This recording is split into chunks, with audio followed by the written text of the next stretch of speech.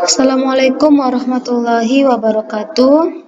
Oke, abang-abang dan kakak-kakak kelas 8. Kembali lagi kita belajar IPA dengan Ustazah Yaya Pradita.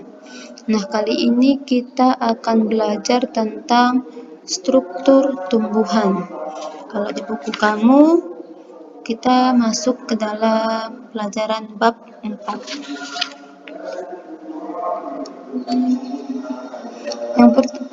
Yang pertama yaitu jaringan tumbuhan. Jaringan tumbuhan terbagi menjadi dua. Yang pertama jaringan meristem dan kedua jaringan permanen atau dewasa. Jaringan meristem ini terbagi menjadi dua.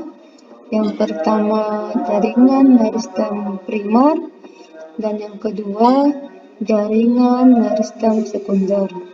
Sedangkan jaringan permanen atau dewasa dibagi menjadi 4. Yang pertama yaitu jaringan epidermis, yang kedua jaringan parenkim, yang ketiga jaringan pengangkut, dan yang keempat jaringan penyokong.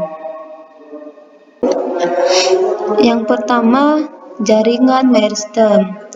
Jaringan meristem adalah jaringan muda yang bersifat embrional dan belum mengalami diferensiasi.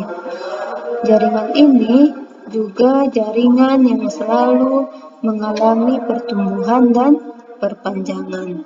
Seperti yang sudah saya sampaikan tadi, jaringan meristem ini terbagi menjadi dua. Yang pertama, meristem primer. Meristem primer ini terdapat di ujung batang dan ujung akar, berfungsi untuk melakukan pertumbuhan pemanjangan. Sedangkan meristem sekunder terdapat pada tumbuhan dikotil dan gimnus permai, berfungsi untuk melakukan proses pelebaran berupa kambium vaskular dan kambium gabus. Ini juga disebut dengan meristem lateral.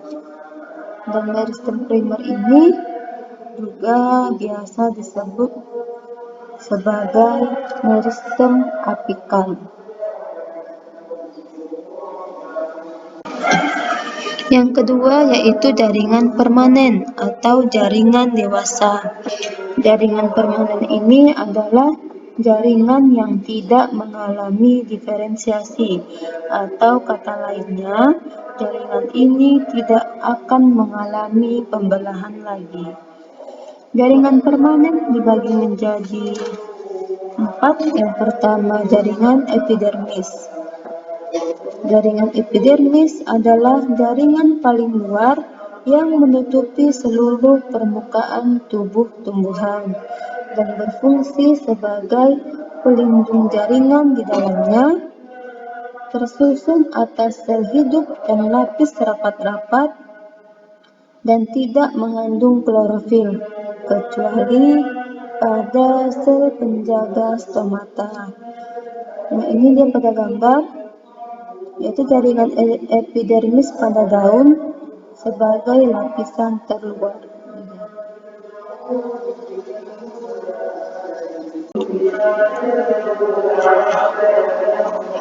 Yang kedua, jaringan parenkim.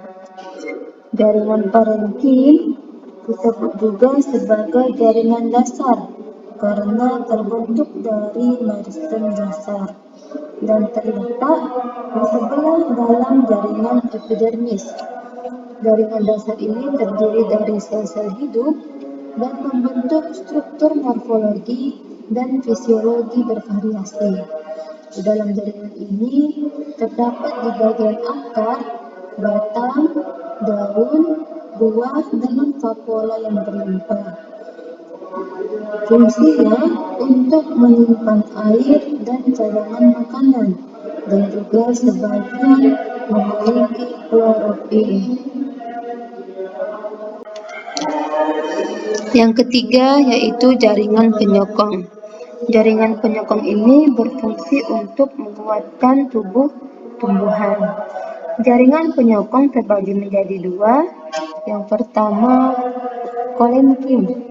Kolenkim ini tersusun atas sel-sel hidup dan berfungsi untuk penyokong tumbuhan muda dan terjadi penebalan di sudut dinding selnya. Sedangkan yang kedua yaitu sklerenkim.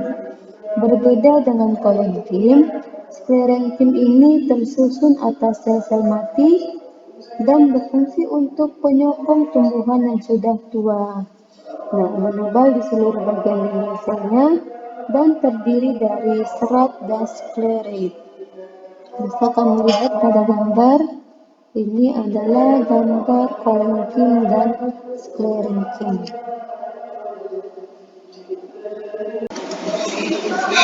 Yang selanjutnya, jaringan pengangkut. Jaringan pengangkut ini merupakan jaringan tumbuhan yang berfungsi untuk mengangkut zat.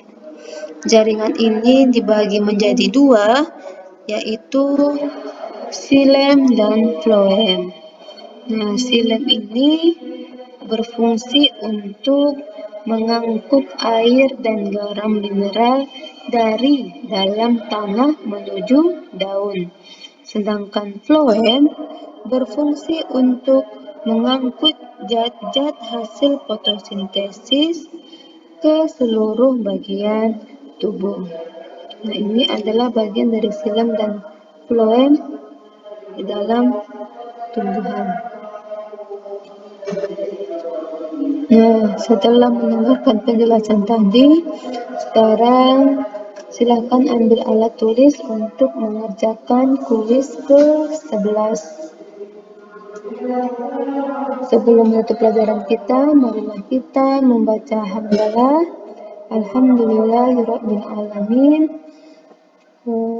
Stay at home and keep healthy. Wassalamualaikum warahmatullahi wabarakatuh.